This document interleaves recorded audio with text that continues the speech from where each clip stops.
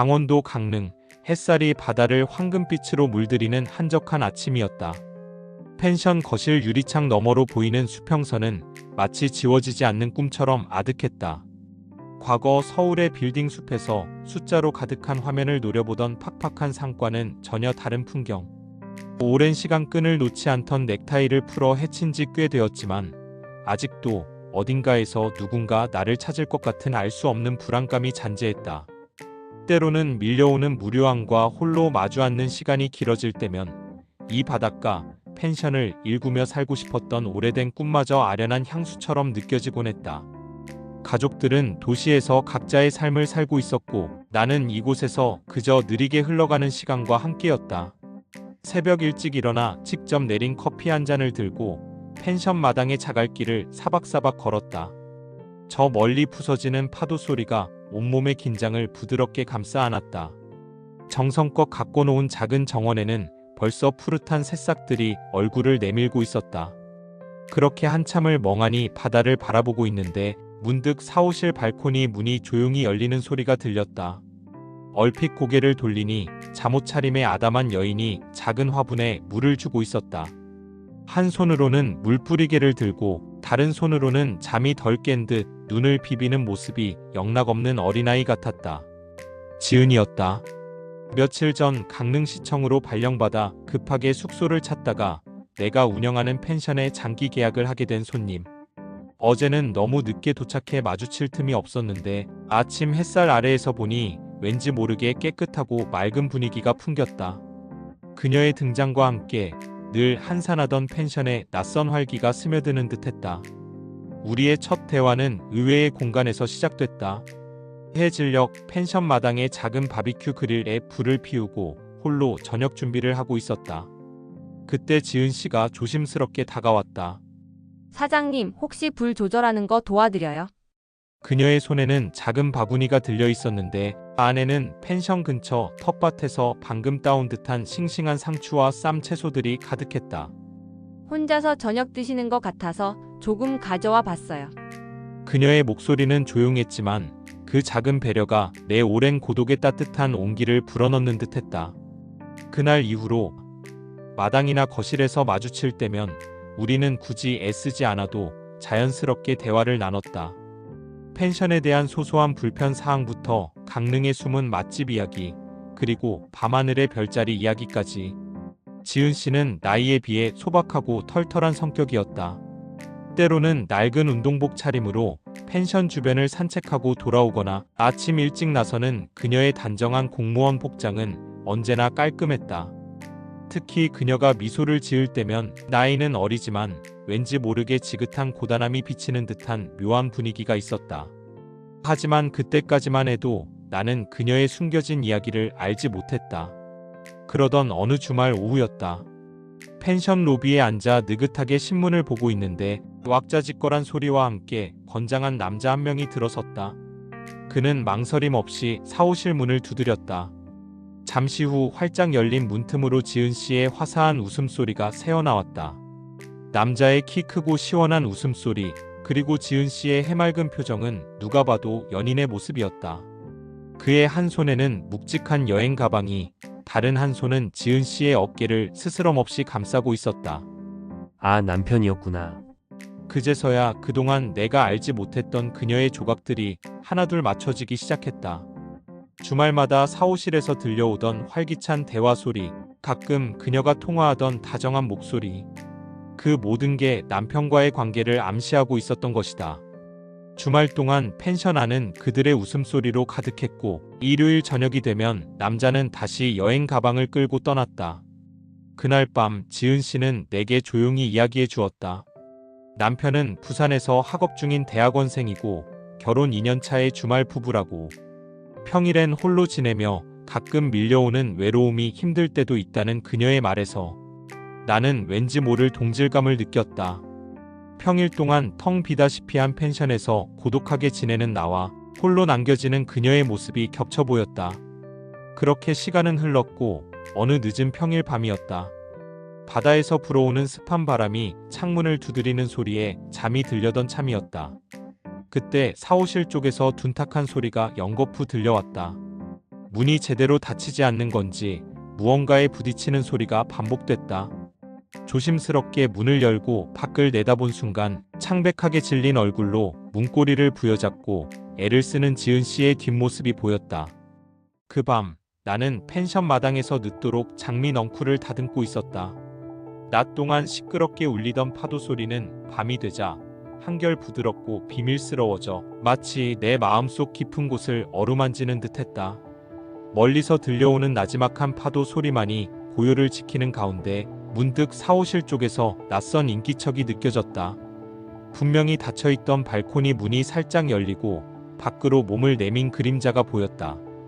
지은 씨였다. 그녀는 주위를 두리번거리더니 급하게 손에 든 물건을 밤바다를 향해 던지는 듯했다. 이내 작게 흐느끼는 소리가 바람을 타고 희미하게 들려왔다. 잠시 후 그녀는 다시 방 안으로 몸을 숨겼고 발코니 문은 고요하게 닫혔다. 나는 그 자리에 멈춰 서서 한참을 서 있었다. 평소 단정하고 흐트러짐 없던 그녀에게서 느껴지는 이 알 수 없는 슬픔은 대체 무엇일까? 방금 던진 것은 무엇이며 그녀는 왜 그토록 애써 감추려 했던 걸까? 물음표들이 머릿속을 가득 채웠다. 다시금 마당은 밤의 정적 속으로 잠겨들었지만 닫힌 문틈으로 스며드는 듯한 그녀의 속삭임이 왠지 모르게 내 마음을 흔들었다. 그녀의 깊이를 알 수 없는 눈동자 그리고 그 안에 숨겨진 이야기가 문득 궁금해졌다. 밤새도록 쉽사리 잠들지 못했다. 분명 손님이고 나는 펜션 주인일 뿐인데 불쑥 나타난 그녀의 예고 없는 눈물은 오랜 시간 잊고 지냈던 감정의 문을 살짝 건드린 듯했다. 그녀의 작은 어깨에 놓인 짐의 무게가 얼마나 무거울까 문득 그런 생각이 들었다. 옆방의 그 여인 지은 씨. 그날 밤 내 마음속에서는 잔잔하던 바다에 돌멩이 하나가 던져진 것처럼 작은 파동이 일기 시작했다. 그 사건 이후 우리는 펜션 로비나 마당에서 몇 번 마주쳤다. 밤의 사건에 대해서는 당연히 아무런 이야기도 꺼내지 않았고 예전보다 더 조용하고 형식적인 인사만 주고받는 사이가 되었다. 하지만 이상하게도 마주칠 때마다 지은 씨의 눈빛은 예전과 조금 달랐다. 순간적으로 맴돌다 사라지는 시선, 알 수 없는 깊이를 가진 표정. 마치 서로가 알 수 없는 비밀을 공유하고 있는 듯한 미묘한 분위기가 흘렀다. 그러던 어느 날 저녁이었다. 나는 펜션 손님들이 바비큐를 마치고 간 마당을 정리하고 있었다. 그때 지은 씨가 펜션 입구에서 발걸음을 멈추고 나를 바라보고 있었다. 손에는 쇼핑백과 그림책 몇 권이 들려 있었는데 쇼핑백에는 캔 맥주가 담겨 있는 듯했다. 눈이 마주치자 그녀가 살짝 옅은 미소를 지으며 말을 걸어왔다. 어스름이 내린 저녁 그녀가 펜션 입구에서 나를 바라보며 건넨 첫 마디는 사장님, 혹시 잠시 시간 괜찮으세요? 그 가볍지만 깊은 물음은 왠지 모르게 내 오랜 습관들을 잠시 멈추게 했다. 그녀의 손에 들린 쇼핑백 속 그림책들은 문득 어른의 옷을 입었지만 여전히 동화를 꿈꾸는 듯한 그녀의 모습을 보여주는 듯했다. 알 수 없는 예감들이 내 안에서 조용히 움트기 시작했다. 나는 짧은 망설임 끝에 고개를 끄덕였다. 네, 그럼요. 무슨 일이시죠? 그녀는 어색한 듯 고개를 살짝 기울였다. 혼자서 저녁 드시는 것 같던데. 혹시 괜찮으시면 제 방에서 차 한 잔 같이 하실 수 있을까요? 마침 새로 산 그림책도 보여드리고 싶어서요. 차? 한 잔? 나는 마음속으로 빙긋 웃었다. 단순한 차 한 잔으로 끝날 밤은 아닐 것 같았다. 그녀의 사무실 안에는 분명 남편의 흔적은 없으리라는 것을 본능적으로 알고 있었다. 아, 네. 좋습니다. 잠시만요. 제가 마당에 놓인 차 주전자를 좀 가져갈게요. 나는 애써 침착한 표정을 유지하며 펜션 마당의 테이블에 있던 따뜻한 보온병을 챙겼다. 그녀의 방문을 열고 들어선 순간 나의 오감은 낯선 듯 익숙한 향기로 가득 찼다.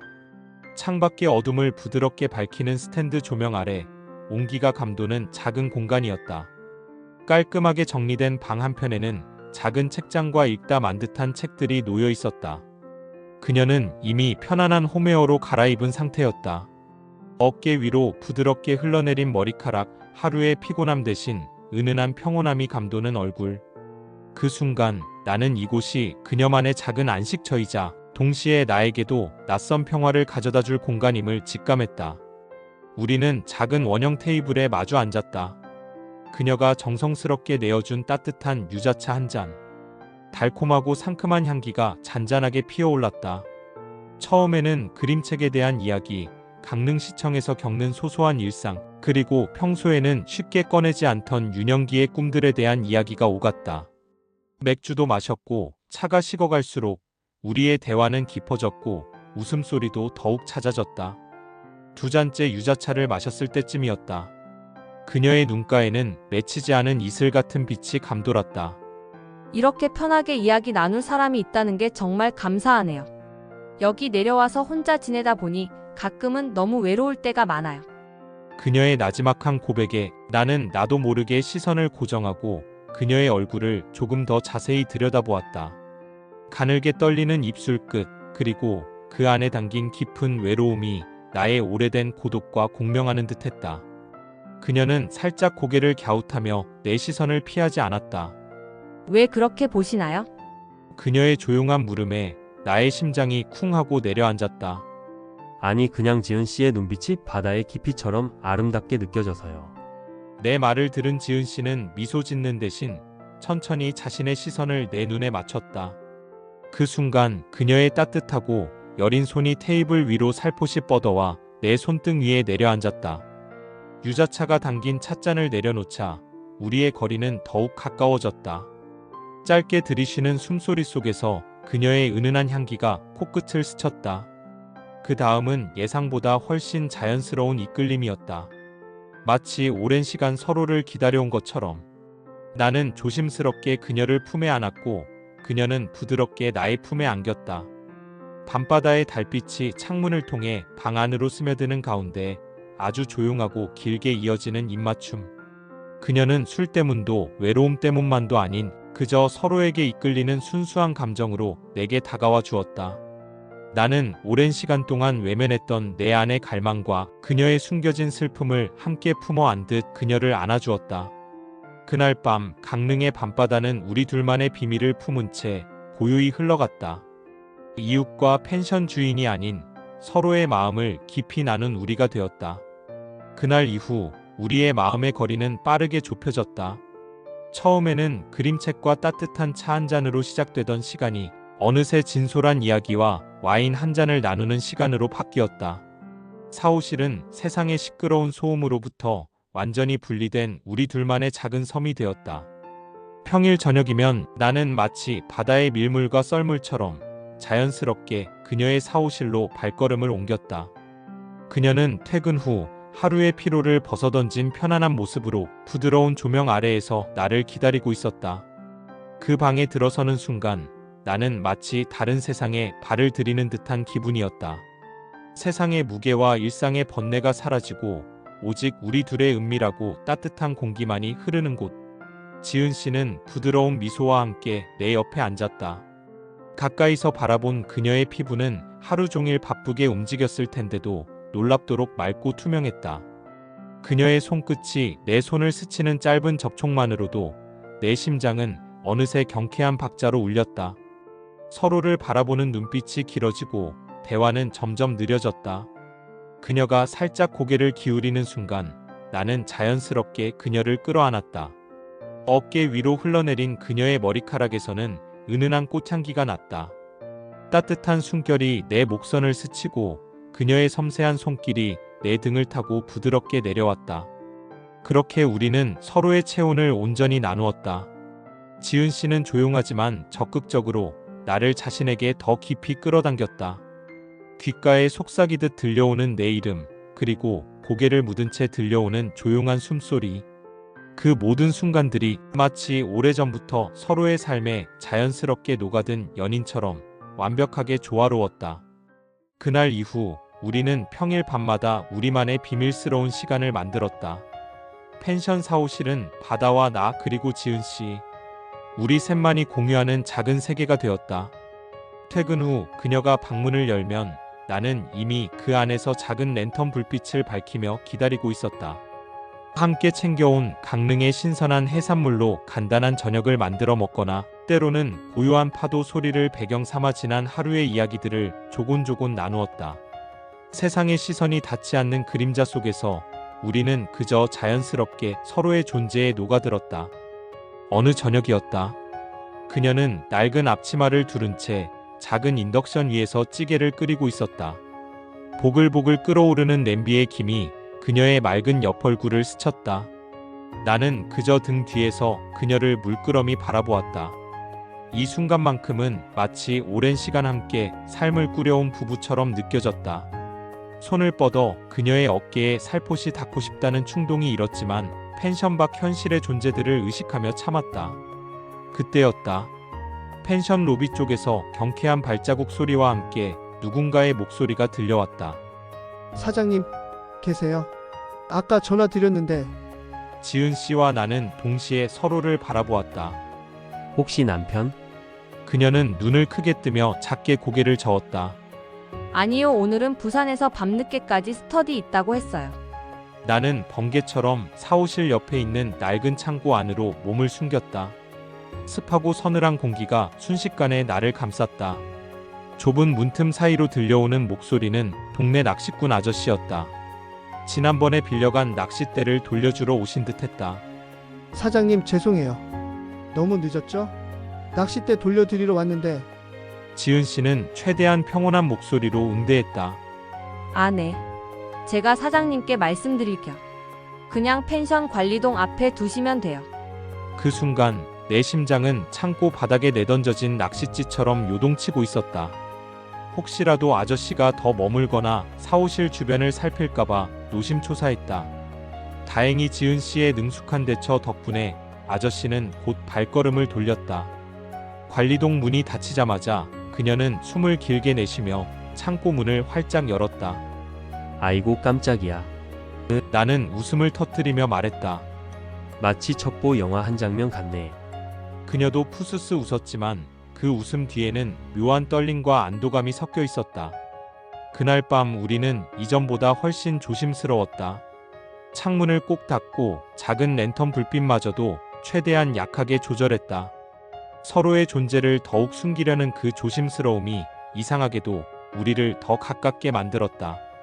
마치 세상에 단둘이 남은 것처럼 서로의 작은 숨결과 움직임에도 민감해진 우리는 서로를 더욱더 간절하게 붙잡았다. 밖에서는 밤바다의 거친 파도 소리가 들려왔지만 사무실 안은 우리 둘만의 온기로 가득했다. 그날 이후 우리는 더욱 은밀하고 조심스러운 만남을 이어갔다. 펜션 입구의 작은 발자국 소리 하나에도 신경을 곤두세웠다. 혹시라도 누군가 눈치챌까봐 나는 지은 씨가 사무실 문을 살짝 열어둔 채 기다리게 했다. 세상의 시선이 우리를 향할지도 모른다는 불안감 속에서도 우리는 서로를 향한 발걸음을 멈출 수 없었다. 오히려 그 비밀스러움이 우리의 관계를 더욱 애틋하고 강렬하게 만들었다. 어느 평일 밤 지은 씨 집에 도착하니 그녀는 평소보다 한층 차분하고 깊은 눈빛이었다. 테이블 위에는 간단한 샐러드와 직접 만든 듯한 수프, 그리고 작은 와인잔 2개가 놓여 있었다. 오늘은 맥주 말고 와인 어때요? 그냥 이런 날이 있었으면 해서. 그녀의 목소리는 파도처럼 잔잔했지만 그 속에는 알 수 없는 감정들이 숨겨져 있는 듯했다. 잔을 부딪히고 몇 모금 마신 후 지은 씨는 잠시 말없이 와인잔을 빙글빙글 돌렸다. 그리고는 낮게 한숨을 쉬듯 입을 열었다.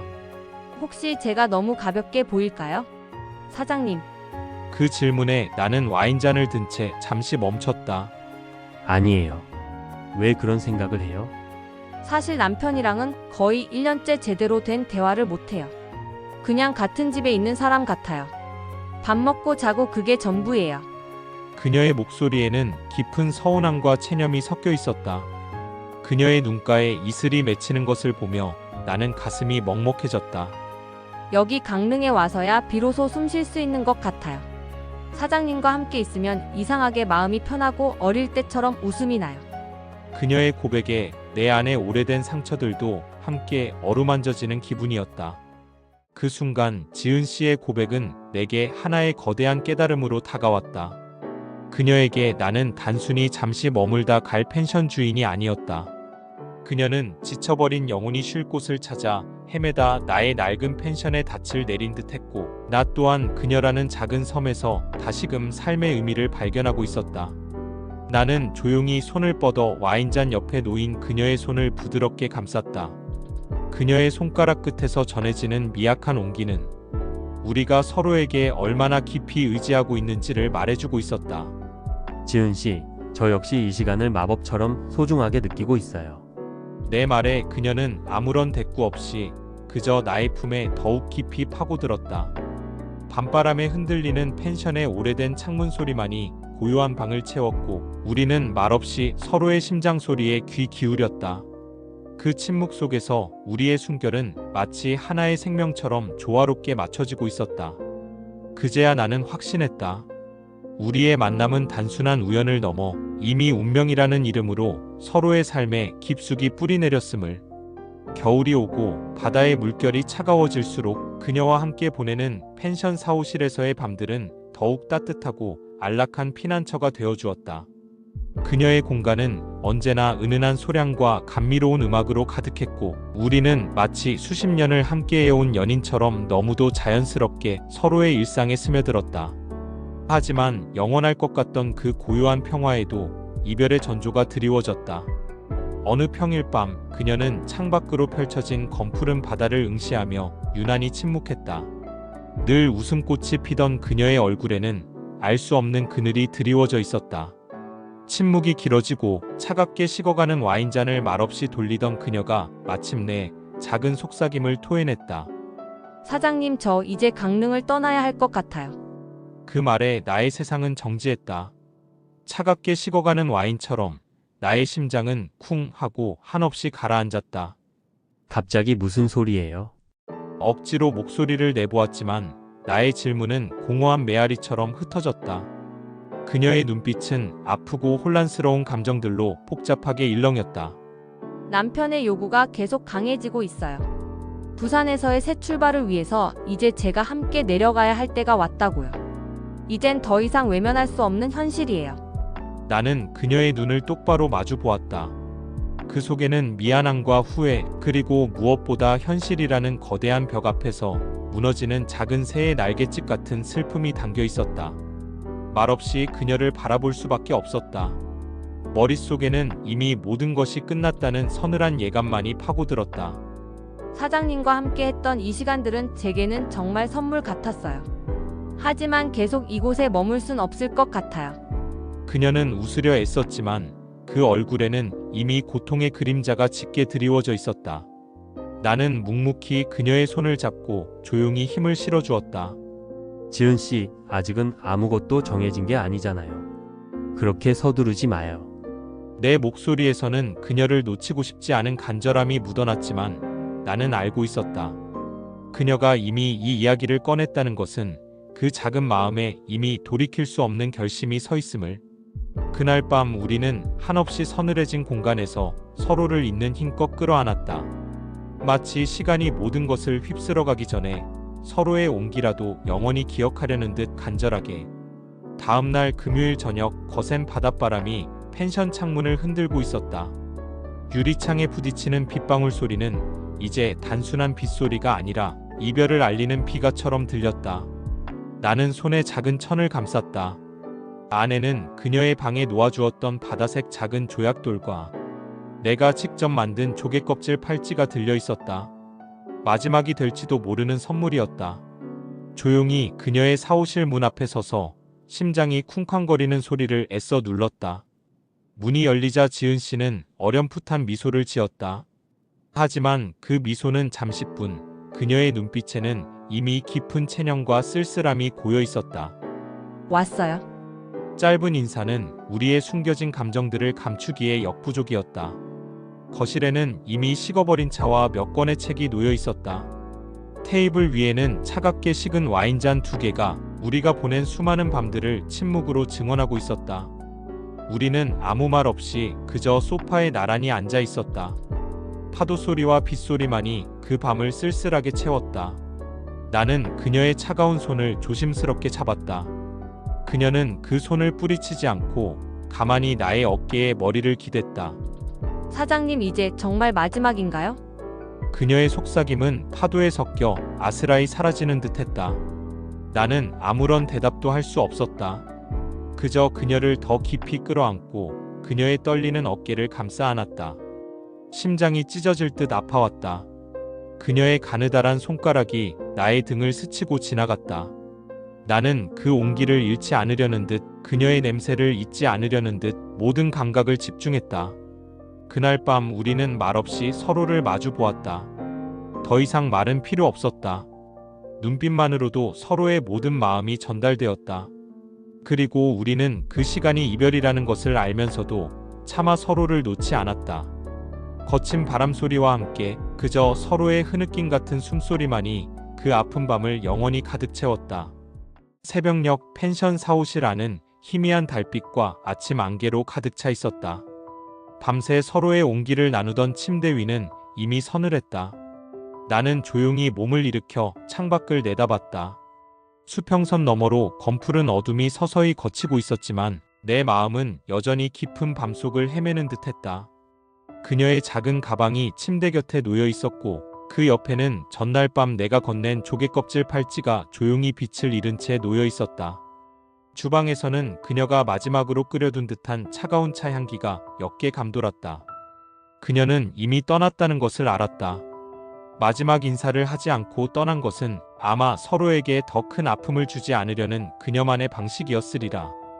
혹은 너무나도 많은 말이 차올라 차마 내뱉을 수 없었을지도 모른다. 나는 말없이 팔찌를 집어들었다. 바다색 작은 조약돌이 박힌 그 팔찌는 우리의 비밀스러운 이야기가 담긴 가장 소중한 기념품이었다. 문을 열고 사무실을 나왔을 때 펜션은 고요함 속에 잠겨 있었다. 어제 밤바다를 거닐며 들었던 파도 소리도 이제는 그저 멀리서 들려오는 메아리처럼 아득하게 느껴졌다. 비어버린 사무실 문을 한참 동안 바라봤다. 그 닫힌 문 너머로 그림책을 읽어주며 외로움을 토로하던 그녀의 목소리, 작은 랜턴 불빛 아래에서 나란히 앉아 나누던 속 깊은 이야기들, 그리고 내게 기대어 마음을 열어 보이던 그녀의 눈빛이 마치 필름처럼 스쳐 지나갔다. 그 모든 순간들이 이제는 아스라한 기억의 파편이 되어 내 마음속에 스며들었다. 지은 씨가 떠난 지 2달, 강릉에는 계절이 바뀌는 소리가 조용히 들려왔다. 펜션 마당의 잔디는 겨울을 맞아 색이 바랬지만 나는 여전히 아침이면 가장 먼저 사무실 발코니를 바라봤다. 그곳에는 이제 그녀가 키우던 작은 화분 대신 낯선 그림자와 새로운 삶의 흔적들이 자리 잡고 있었다. 마주치는 모든 풍경에서 그녀의 부재를 다시금 실감할 때마다 가슴 한편이 아려왔다. 나는 그녀가 떠난 후로 매일 밤 그녀와 함께 거닐던 펜션 뒷길을 걸었다. 어둠 속에서 파도 소리만이 나를 반겼다. 가끔은 파도 소리 사이로 그녀의 웃음소리가 들리는 듯한 착각에 휩싸이기도 했다. 지난날 바다에 무언가를 던지며 흐느끼던 그녀의 뒷모습. 나는 그 바다를 향해 내가 쥐고 있던 조개껍질 팔찌를 잠시 내밀어 보았다. 아마도 그녀는 자신의 무거운 짐을 바다에 던져 넣으며 잠시나마 외로움을 덜어냈을 것이다. 나는 이제 그녀가 아픔과 마주할 용기를 얻었기를 간절히 바랐다. 서랍 속에는 그녀와 나눈 모든 비밀이 담긴 작은 바다색 조약돌이 여전히 남아있다. 그것을 버리지 못하는 건 지나간 사랑에 대한 미련 때문만이 아니었다. 그 조약돌 하나에 담긴 짧지만 강렬했던 시간, 그녀가 나에게 가르쳐준 진정한 공감과 치유의 경험 때문이었다. 인생은 그렇게 흘러가는 법이었다. 누구나 가슴속에 잊지 못할 추억의 페이지를 간직하며 살아간다. 내게 지은 씨는 단순히 펜션을 다녀간 손님이 아니었다. 그녀는 내 삶의 겨울 한가운데 찾아와 꽁꽁 얼어붙었던 마음을 녹여준 따뜻한 파도 같은 존재였다. 다시는 마주칠 수 없을지라도 나의 기억 속에서 그녀와의 밤바다 아래 피어났던 비밀의 정원은 영원히 시들지 않는 꽃처럼 빛나고 있을 것이다. 그 빛은 때로는 새벽녘 안개처럼 아련하고 때로는 석양빛 바다처럼 황홀하겠지만 결코 사라지지 않는 나만의 비밀스러운 로맨스로 남아 오래된 펜션의 창문 너머로 계속될 것이다.